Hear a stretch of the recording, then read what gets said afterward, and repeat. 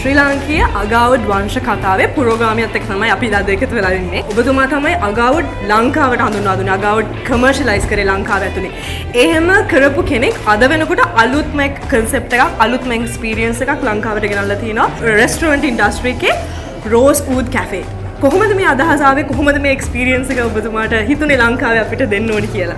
ඇත්තටම අපි සිය පවුලත් එක්ක ප්‍රාන්ස් වල ට්‍රිප් එකක් යන වෙලාවේදී අපි ටූර් එකක් යන වෙලාවේ ෆැමිලි ට්‍රිප් එකකදී මීට අවුරුදු කිහිපයකට කලින් අපි පුංචි තැනක දැක්කා මේ වගේ concept එකක්. ඉතින් ඒක අපිට හිතුණා මේ අද ඔබ දකින්නේ කොළඹ විජේසේකර වලව්ව නැත්නම් පරණ ගෙයක්. ඉතින් මේ ගෙදර අපිට පින් තැනට අපිට ලැබුණ අපේ වාසනාවකට.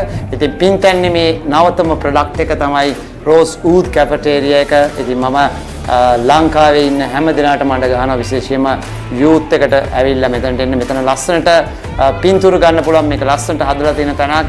විශේෂයෙන්ම යං ක්‍රවුඩ් එකට, විශේෂයෙන්ම විදේශිකයන්ට තමයි මේක ගොඩක් වටින්නේ.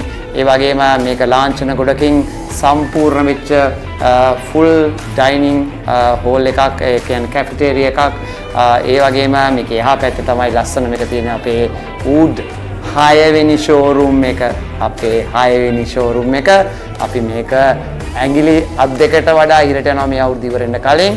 ඉතින් අපි දැනටමත් අපේ දේවල් ප්ලෑන් කරලා තියෙන. ඉතින් අපේ පින්තැන්නේ මේ අලුත්ම වැඩේ, අලුත්ම සන්නාමය, අලුත්ම බ්‍රෑන්ඩ් එක රෝස් වුඩ් කැෆටේරියා.